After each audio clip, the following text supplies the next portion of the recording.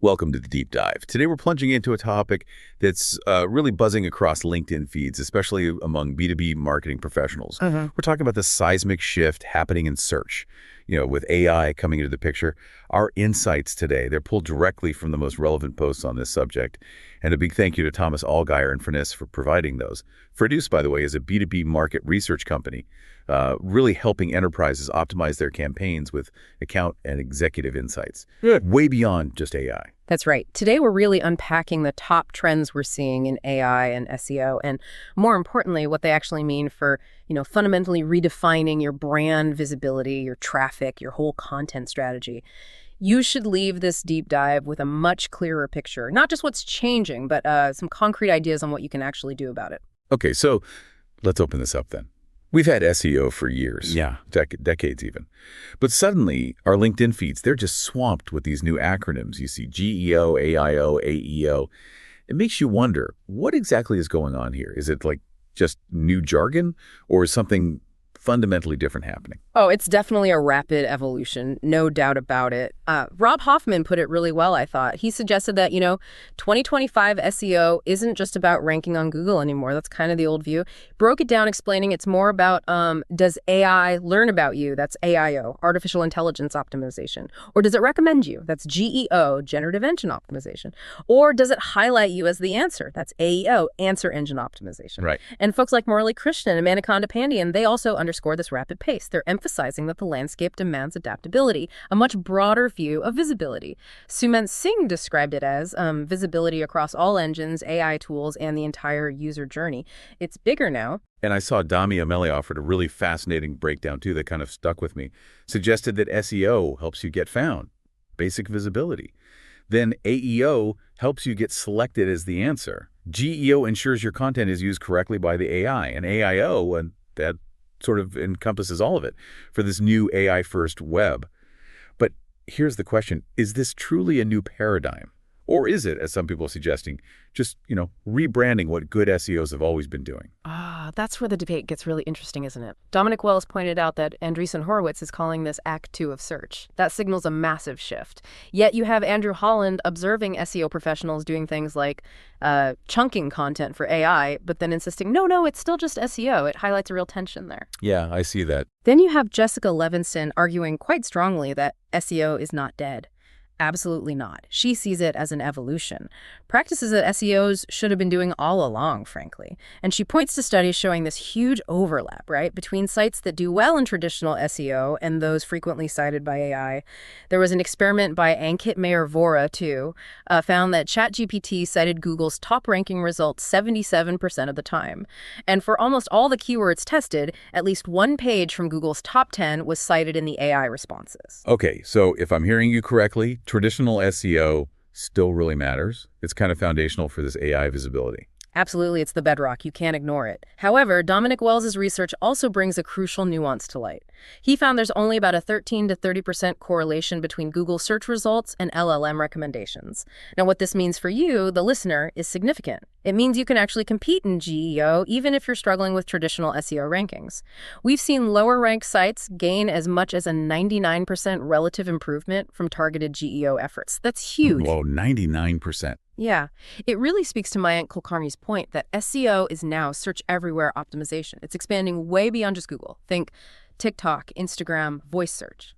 Neha Agarwal summarized it pretty well, acknowledging that, look, no expert has figured it all out completely yet. But, she says, traditional SEO remains the support, the base for GEO. You need that foundation. That really is quite a shift in perspective. Okay, so if the game has these new layers, these new rules, what does this actually mean for B2B marketers listening right now? People who want to ensure their brand gets seen, understood, and ultimately chosen by AI. Well, it forces us all to confront the zero-click era. This is a big one. Lonnie Stark from Adobe highlighted this at CanLion 2025. Customers are increasingly just asking AI for recommendations and never clicking through to a website. Adobe Analytics saw, get this, a 3,500% surge in AI-driven traffic for U.S. retail, which sounds amazing. Incredible number. But many brands are essentially flying blind because they aren't tracking where it comes from or what happens next. Jono Alderson describes a future, maybe a slightly scary one, where AI agents handle most decisions for us, leading to no clicks, no browsing, no funnel as we know it. And Dean Gravina summed it up really powerfully, I thought. He said, ranking #1 on Google won't help if ChatGPT doesn't know the brand exists. That's blunt. It is. He insists AI tools prioritize trusted, high-authority data over just, technical SEO tweaks or backlinks. And here's his crucial insight. AI doesn't link, it answers. So for B2B, GEO becomes about training the AI to know your brand. Training the AI to know your brand. I like that phrase. Makes it tangible. So if AI doesn't click, it answers. What does that fundamentally mean for our content strategy? How do we make our brand known to AI? It means optimizing for language, as Nuri Kankaya suggests. You need to make your content citable, factual, structured, and context-rich. Think about how an AI actually digests information. It's not like a human skimming. Lewis Smith outlined what he called 6 levers for LLM visibility. Things like structuring content to match answer formats, writing guides clustered around use cases, using formats LLMs prefer.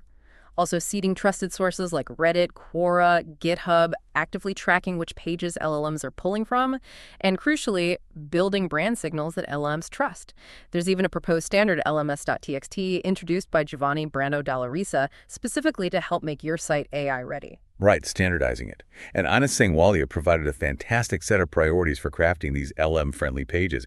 That sounds incredibly practical. Yes, Anish Singwalia's findings, they really emphasize several key things. Content quality, obviously, and depth, trustworthiness, relevance, strong citations in trusted external sources, and overall topical authority.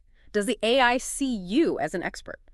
For practical steps, he suggests things like a clear H1 to H3 hierarchy. Makes sense. Keeping paragraphs short, ideally max 70 words, with the summary right in the first sentence. Use lists. Use tables for easy quoting. Deliver the gist, the main point, in the first 120 words for AEO, and use structured cues, like explicitly saying in summary. Max Wolf illustrates this really well with the Vercel example. Their content freshness, clean structure, their purely educational approach teaching, not advertising and technical excellence. That's what leads to high AI visibility for them. It really sounds like it's less about just stuffing keywords in and more about building genuine authority and utility. Gary Vaynerchuk, he really emphasizes building brand because, as he puts it, the toll booth of search is about to change drastically. And Michael Bauer notes that customer centricity is the new SEO, urging brands to essentially speak like your customer. Absolutely. It's about building a reputation with the AI, not just optimizing for the search engine algorithm in the old way. Siam KS highlights NLP SEO, natural language processing SEO, as the future. Optimizing specifically for how LLMs like GPT-4 and Gemini generate summaries. Naveen Prabhu Arumugam advises us simply to optimize for meaning. Get to the core of what the user and the AI interpreting the user needs. Dinesh Kumar put together a really comprehensive list, 10 pillars for AI-ready SEO. Includes structured data, answer-first formatting, and a strong focus on EEAT. Ah, yes, EEE. Experience, expertise, authoritativeness, trustworthiness. That's crucial for trust. Exactly. Establishing your brand's credibility with the AI. Rafael Comas recommends providing clear, direct solutions, offering genuine, invaluable insights. And it's not just for big players, even for smaller businesses. Maria Elena D suggests using free tools, like your Google Business Profile, to fix visibility issues where AI might struggle to understand who you are and what you do. Okay, so beyond strategy, the actual tools and platforms we use are also transforming this whole landscape. What are the key developments there that B2B marketers absolutely need to be aware of right now? Well, Google's AI mode is a major one. It's moving from being an experiment to an everyday feature, at least in the US for now. It makes search feel more conversational, more intuitive. Corey Kuberna, Sebastian Valverde, David Black, they've all noted its growing prominence. And AI overviews, now powered by the Gemini 2.5 model, are apparently helping 1.5 billion people monthly already. 1.5 billion, wow. Yeah, it's scaling fast. And don't forget Bing. Fabrice Cannell pointed out that Bing Webmaster Tools also has new AI enhancements, including support for index now, helping get content seen faster. And Adobe's been making some significant moves too, haven't they? You mentioned Cannes Lion. Indeed. At Cannes Lion 2025, Adobe unveiled its LLM optimizer. A whole bunch of people highlighted this: Lonnie Stark, Eric Matisoff, Maximilian Happel, Martin Moschek, James Took, Sven Dell, Claire Louise Green, Connor Healy. Clearly a big announcement. This tool is designed specifically to help brands monitor how they appear in LLM answers, benchmark against competitors, and actually optimize content for AI-based discovery. It's really about connecting that AI exposure to actual business outcomes and ensuring your brand is represented properly when generative AI becomes the front door for many customer journeys. That sounds like a potential game changer for measuring the real impact. I also saw Capgemini showcase their GeoGenius at VivaTech. Yes, Zuhair O, Adrian Calvarac, Candice Leger, and Maxime Girardot demonstrated GeoGenius. What it does is simulate different customer personas interacting with LLMs to test and optimize your brand content across those platforms. The goal is clear. Be visible, yes, but also control your brand's narrative in these AI environments.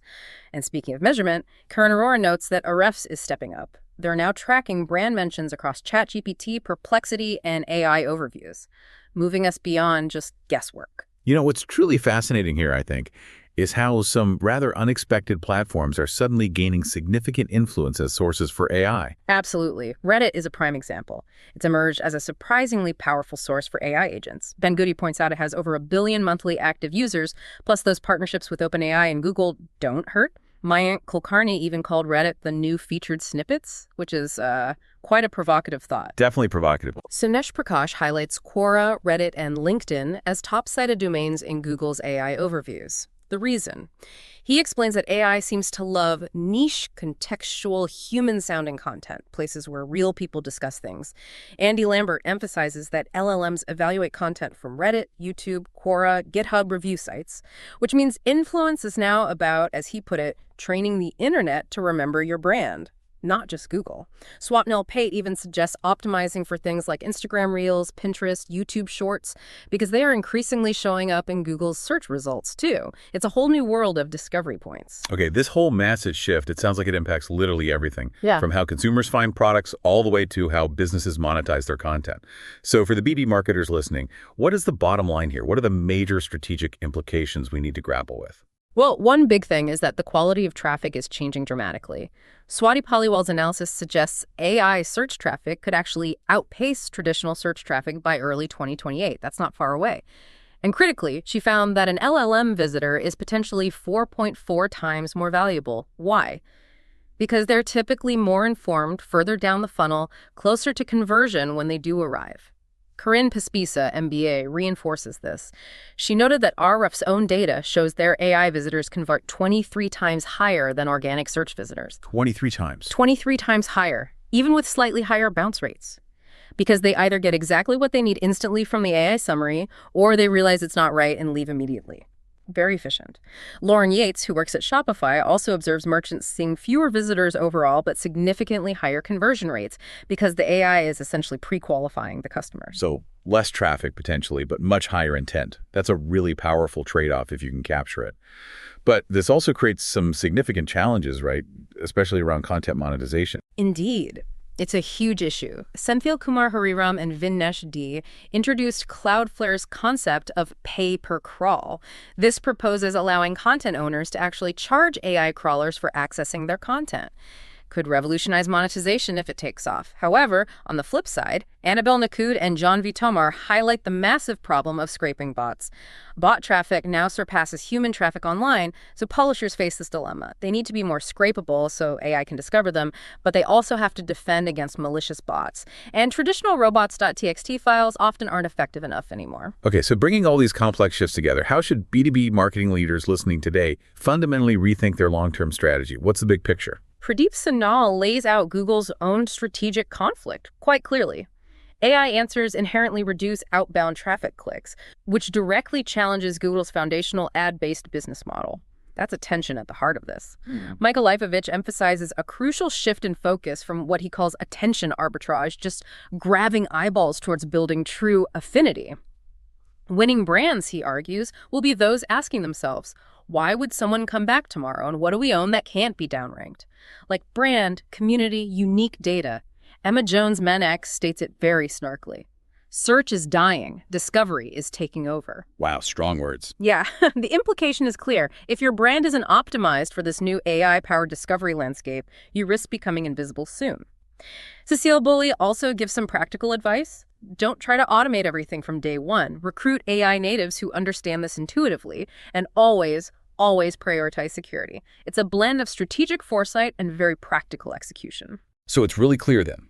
SEO isn't dead, not by a long shot.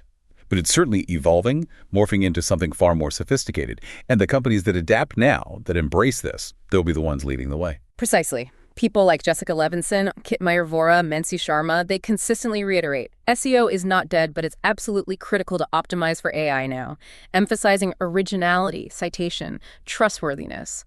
Doranis offers a useful reminder that Google has been building this kind of three-layer search stack training data, cached API results, and live search for something like 16 years. Success now requires what he calls cross-layer fluency, understanding how all those pieces interact. The future of search is undeniably conversational. Your ultimate goal really isn't just to rank #1 anymore, it's to be the source the AI trusts implicitly, to be the answer. Because, as Dean Gravina put it so succinctly, AI doesn't link, it answers. That's a perfect place to pause. If you enjoy this deep dive into the future of search and AI, new deep dives exploring critical B2B topics drop every 2 weeks. And you can always explore our other editions covering channel marketing, account-based marketing, field marketing, AI and B2B marketing, MarTech, go-to-market, and social selling. Thank you so much for joining us on this deep dive into AI and SEO. It's a fast-moving space. Be sure to subscribe so you don't miss our next exploration.